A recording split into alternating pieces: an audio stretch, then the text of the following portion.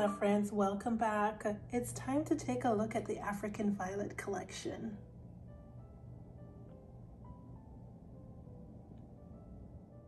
Majority of my African violets are in the living room. They're located on the coffee table where they're enjoying a lot of bright lights. At times throughout the day, they do get direct sun, especially in the morning and afternoon. With getting a lot of bright light, they do bloom throughout the year, which is very nice. You can see some spent blooms, but she's also working on some new blooms. This one is called Cleopatra Zoltoi Grabashak, and it's a humongous beauty. It's quite a large African violet. No variegation on this one, but she does have some amazing flowers. I'm not sure if I have a picture of this on my Instagram. If I do find one, I will include it. With the self-watering setup, this water always has a bit of fertilizer in it, just a small amount to keep these plants vibrant.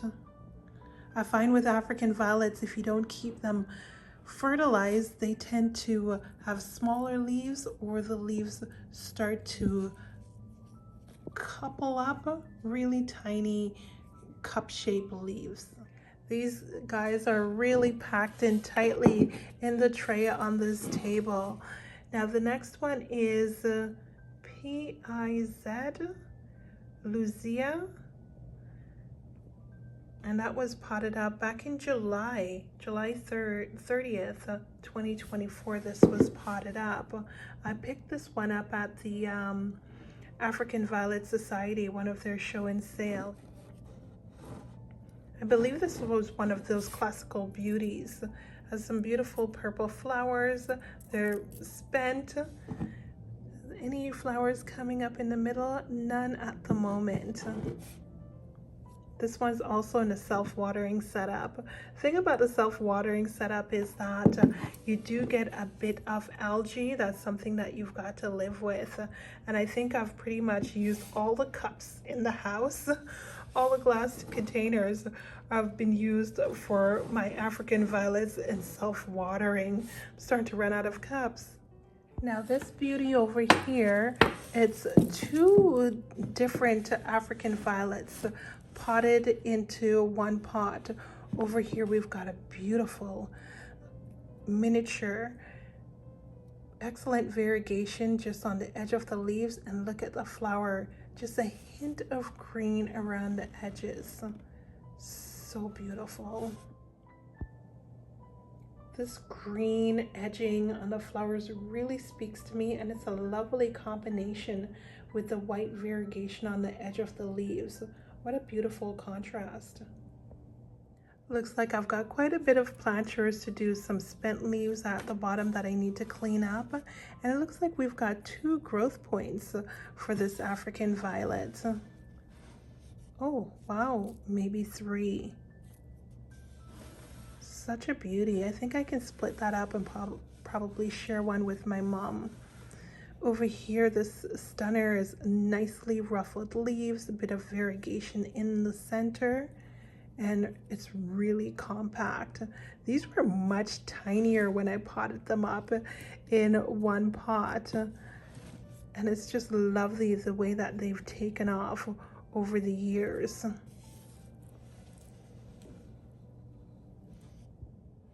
The name for this combination pot, these African violets, have escaped me. I'm not sure of the name on those, but this beauty over here is Scarlet O'Hara, and she's stunning. Those dark flowers are so attractive, just wonderful. And she blooms quite a bit. You can see from all the spent blooms, she gives off a nice spray of flowers. And she's so elegant, the way her flowers protrude out of the leaves, really showing off their beauty.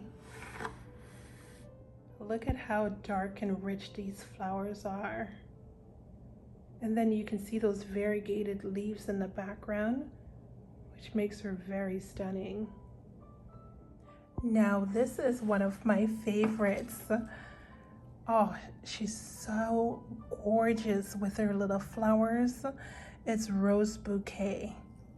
Such a gorgeous African violet. And look at her new leaves. They're coming in very speckled. Lovely to see. Such a compact cluster of flowers. Really represents her name quite nicely. Some planture is needed as well. I can cut a few of those old flower buds off, as well as clean up on her spent leaves.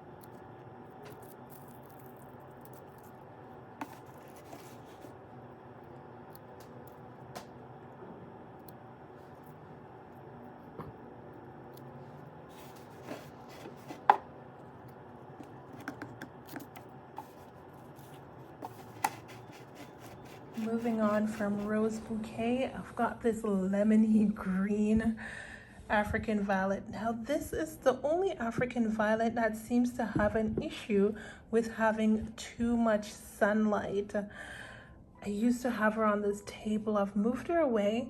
Her new leaves are growing in more of a darker green, which is a good sign.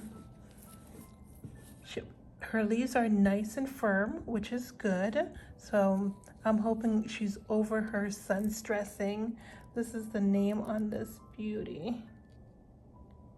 The flowers are also amazing. The flowers are green. Makes this a beautiful monochromatic African violet. Green flowers with nice, beautiful green leaves.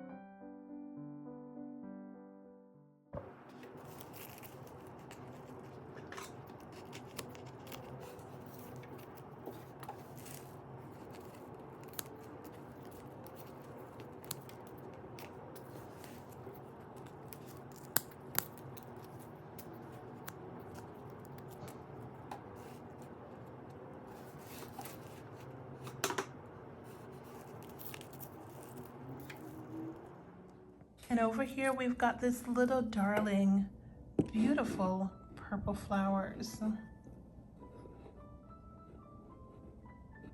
And variegated leaves, which I really love. She could use a repotting as well as a cleanup on her leaves. I'm not willing to repot her just yet. The name on this beauty is Cajun's Little Sweetheart. A perfect name, so fitting for this little beauty.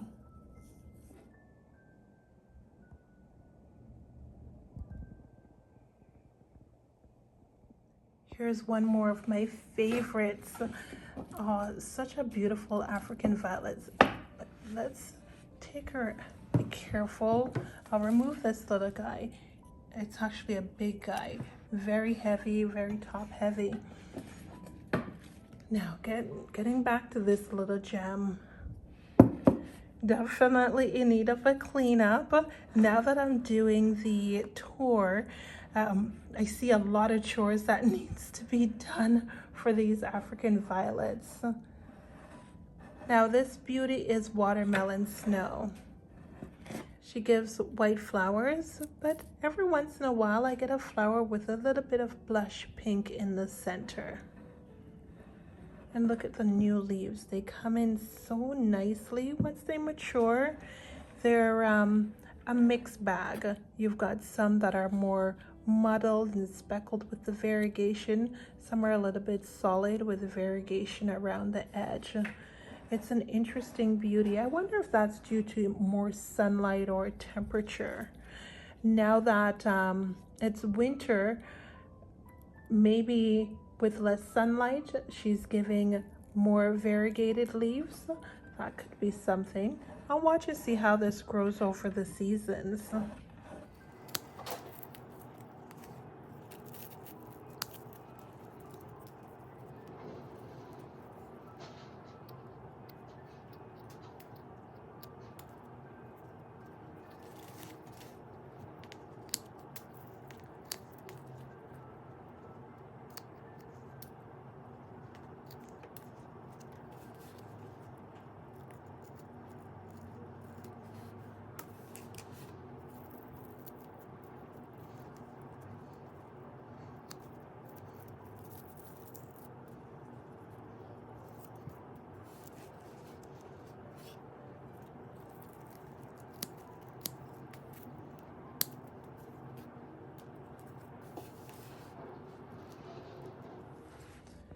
Now the name on this beauty escapes me.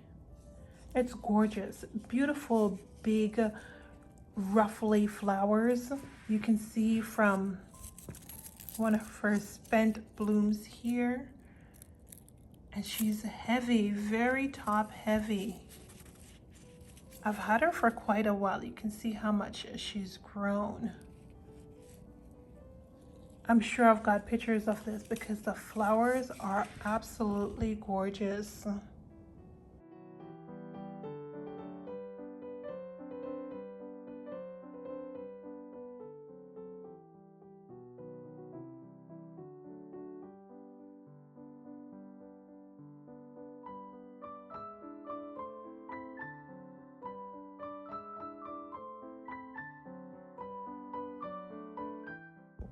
This is where I'm keeping the Episcias. Initially this was the orchid shelf, but the Episcias I've taken over. I've got quite a few that I've collected at the African Violet and Gesneriad Society show and sale. I've also picked up, I believe this one back here from Vandermeer. I've also seen Episcias at Valley View. And I'm not sure of the name of these beauties, especially this one back here with the dark foliage. And look at the lovely flower. And we've got this beauty right here, a little bit of a lighter leaves. They're quite interesting. Now they are in the south-facing window where they're getting some morning sun. It's sort of filtered, not direct sun, but they are getting lots of light. This one's the Episcia Pink Acajou, and it has beautiful flowers. I've not had time to go around and clean off all the spent leaves and buds, but this one's grown in quite nicely. One of the things I find with the Episcias, they tend to take over quite a bit. They do a lot of vining. I've got another dark foliage Episcia tucked in here. They're low maintenance. They're in self-watering. A little bit hard to see. I really need to cut back some of this Episcias, but I kind of really enjoy that jungle look. So I keep water in the bottom of the containers, and they're set up on wick, so they do their self-watering and slowly water themselves. The water is nutrient mix. I put a little bit of fertilizer in the water, so every time they drink, they are getting some fertilizer. Now this darling over here, it's the pink smoke. She's got a lot of stolons coming off. I really need to propagate her. And it's such a beautiful Episcia. It's bloomed for me a few times.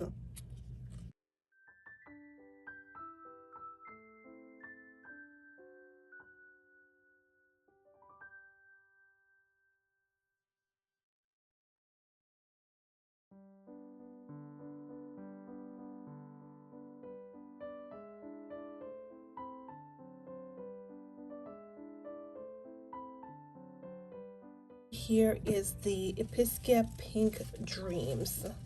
Let me gently turn this one around for you so you can have a better view. Oh, these Episcias are so gorgeous. Look at those two together. And time to make some propagations. I believe there's probably 2 plants in this pot, but I need to make more.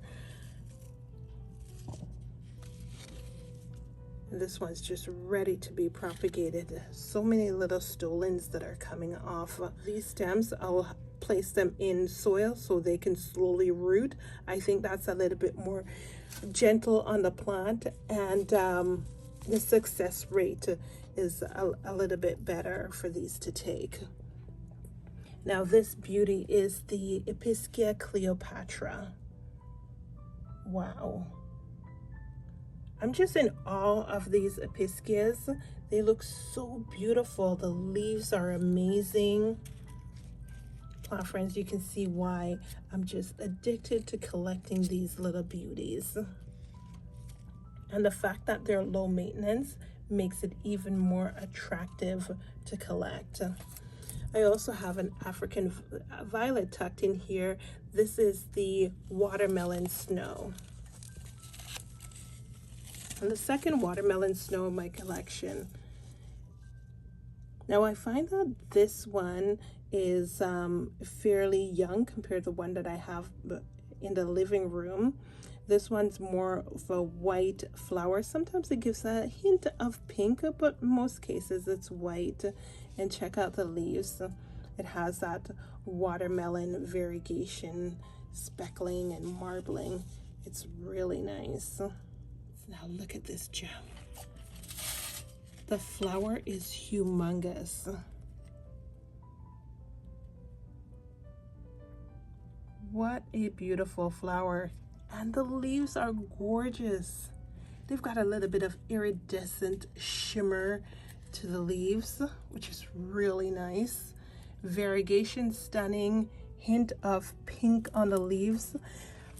Probably due to sun stressing. It is under a grow light, and the grow light's on for 10 to 12 hours each day. Although it's getting a lot of bright light from the window, I still keep a grow light. I find that sometimes in the winter when it's cloudy, or that's when we get the least amount of sun, that's when this plant really benefits from the grow light. Here's the name of this beauty. And another gem that I picked up at the African Violet Society show and sale.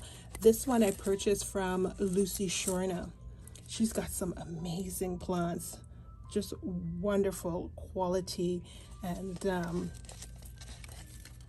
very nice mature plants.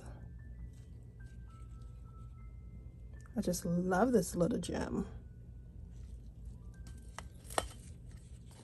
Now, also in the Gesneriad family, I did pick up a few of these calumnias. I'm not familiar with the calumnias. I know that this does like it a little bit cool to bloom, and they're related to the lipstick plant. She struggled. I'm new with this one, so I've had it on the dry side, which they don't like. Plant friends, that's what happens when you keep these too dry. The leaves dry up on you. When they're freshly watered and healthy, the leaves are more plump and more of a beautiful green. You can see the newer leaves are much better, while the older leaves, I've learned, this is probably something I can cut back and propagate. Over here in the IKEA cabinet, I do have a little cutting of an Episcia. I believe this one's Unforgettable Helen that I picked up September at one of the African Violet Society show and sales. And this Unforgettable Helen was 3 cuttings. So far 2 cuttings I've taken, so that's excellent. Yes, that's the name, Unforgettable Helen. Beautiful pink leaves on this one. don't get water on the leaves. I find that if you get water on the leaves, that's when you get a little bit of a blemish and imperfection. Right there, you can know that water had rest on that leaf for a little bit. She's got some new leaves coming out over here that cutting has taken off. So I am crossing my fingers that this will turn out to be a big bushy plant and to put off some stolons so I can do some propagation at a later date. Also in the African violet Gesneriad family is the Ceria. These are gorgeous. I've got two different varieties potted up in here. I'm not sure of the name of this one, but it's more dark foliage with some pink flowers. If I can find a picture of that, I'll insert it. And this one's dark foliage with more of a purple flower, which is quite interesting. A few new growths coming up. While repotting, I found that this one does new growth from the roots. So similar to the African violets where it does the stolons, this one does the same thing, but right from the roots itself, which is very nice. So I can have a nice full pot over time. Also on a self-watering setup, I keep water in the reservoir. As you can see right now, it's drank quite a bit of the water already. So later on today, I'll fill that up. I do have some time to fill that up because you can see the soil is still nice and moist.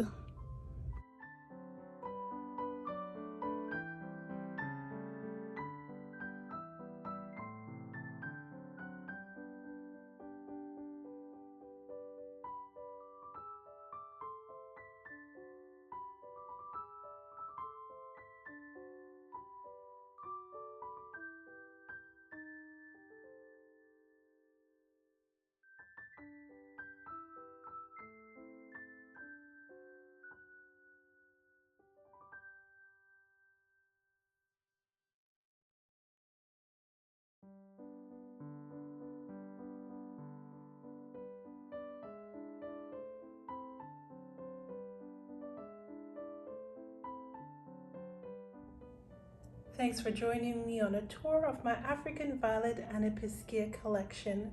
Remember to like, subscribe, and comment, and follow me on Instagram at Life of Bellina.